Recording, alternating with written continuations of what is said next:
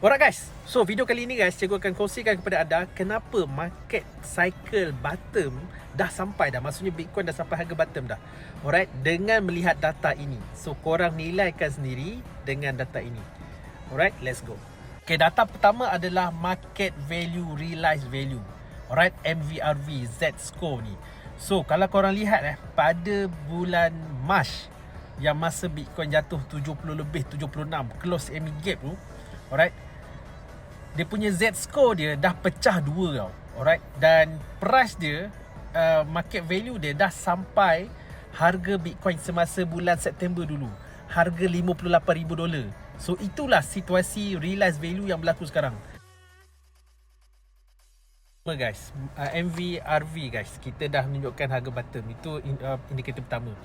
Cikgu ada dua lagi indikator. Tapi sebelum tu guys, malam ini guys, 9.30 malam, cikgu ada jemputan. Cikgu jemput, alright, cikgu jemput analis daripada institution untuk kongsikan bagaimana dia buat technical analysis untuk market crypto. So guys, kalau korang nak join, kita akan buat live dalam Telegram cikgu. Klik link kat bio cikgu, ada Telegram tu, masuk dalam Telegram cikgu 9.30 malam ni. Kita jumpa kat sana daripada live Telegram nanti. Okey, jom kita sambung.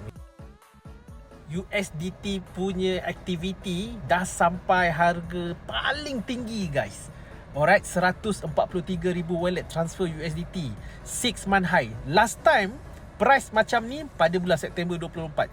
Kalau korang lihat balik chart September 24, itulah masa di mana Bitcoin rebounds balik sampai dia parabolik. Alright, so inilah salah satu data untuk kita tentukan the bottom. Terakhir guys, kalau anda lihat total liquidation, kalau Bitcoin naik ke $93,000, $2 billion orang kena liquidated guys. So itu baru 93, kalau 100 memang lagi banyak orang liquidated. So sekarang ni ramai gila orang buat short. Mana yang korang tahu, and money maker dia tahu kalau ramai orang buat short, this is the time untuk mereka pump. So daripada dua data tadi tu, on-chain data MVRV dan juga USDT tadi tu, kita dah nampak dah market seolah-olah bottom seperti mana bulan September. Lepas tu dia rebound naik guys. So pandangan anda macam mana? Sila komen guys.